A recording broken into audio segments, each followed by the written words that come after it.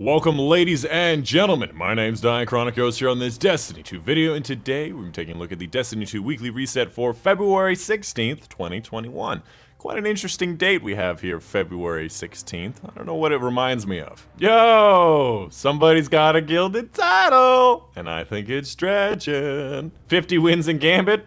Not for me. But for him, maybe. Right, so in this video, we'll be going over everything that has happened in the weekly reset, covering the new stuff that's come out this week, as well as the recurring major weekly reset stuff. First and foremost, for the major weekly reset stuff, firstly, we have increased infamy, which usually means double during the week and triple during the weekend. I don't know if they still do it like that, but that's how they used to do it. And obviously, you can get a lot of rank of rewards, level up the Dredgen, and of course, get your Dredgen title if that's something you want. On top of that, there's also a new Battlegrounds that released today, which is going to be the Cleansing Battleground that you can see on the calendar. Following this week, obviously, we're going to have Iron Banner, and so on and so forth, as you can see on the calendar. And to start that quest, I imagine all you have to do is go to the Helm, because I finished all of the milestone stuff last time, so yeah, go to the Helm, and I'm sure it'll appear on the map. And something that I did want to mention that's going to be very helpful and very important is as you're doing your seasonal challenges, you don't have to complete every single one of them every week. I missed this many of them, and I can obviously do them at any point during the season as long as I finish them before the season. Moving on with the weekly reset, starting up with the Nightfall. The Nightfall ordeal this week is going to be the Arms Dealer. It's going to be the base game mission with a lot of Cabal. At the end, you fight the big chartreuse green Cabal guy, and this one is actually pretty short, but very high density. So you're most likely going to be able to get away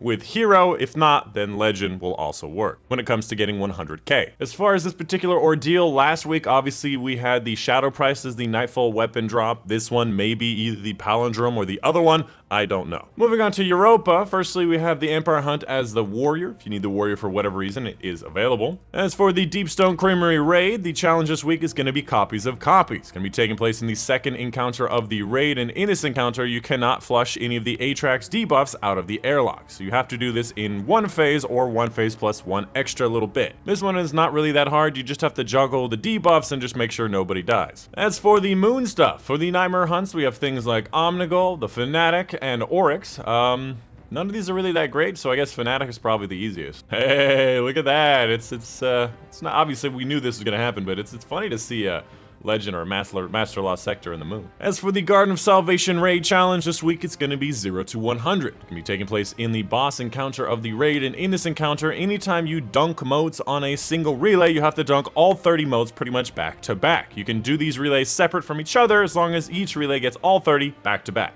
Moving on to Eververse's inventory, showing off what she does have available for Bright Dust purchases. First and foremost, for the Symmetry, if you want to get some... Ooh, that actually looks pretty nice. Symmetry actually looks good in any of the ornaments. One of the weapons that I don't really like using, but is a pretty cool weapon as far as the looks go. Outside of that, you also have things like the Blade Wipe, which you wipe your blade. I have that one. I have used this one before. You have a Ghost Rejection, and you also have the Grayscale Undergrowth, which looks very great. That is such a cute... Oh, look at him. He thinks he's a blaster.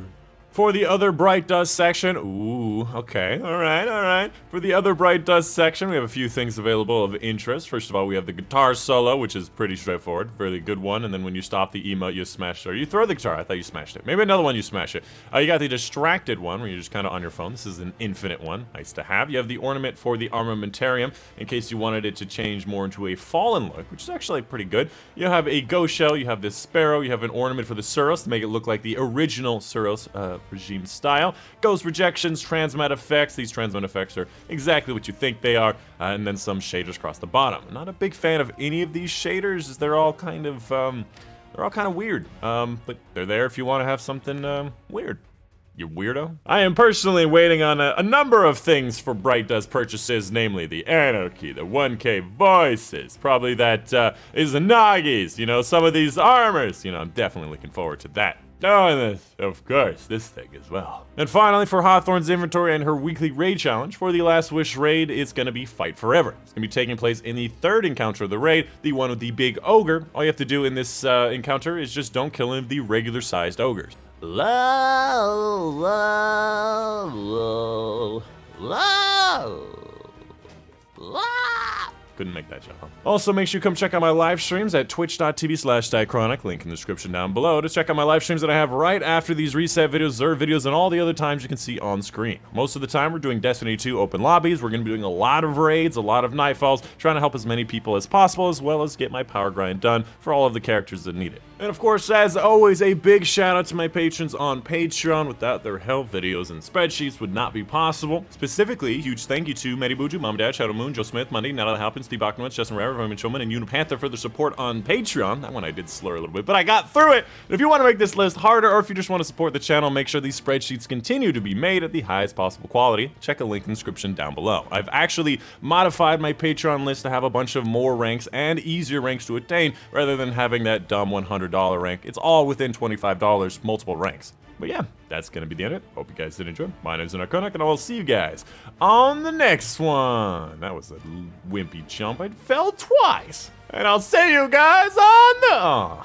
And I'll see you guys on the next one! I did it.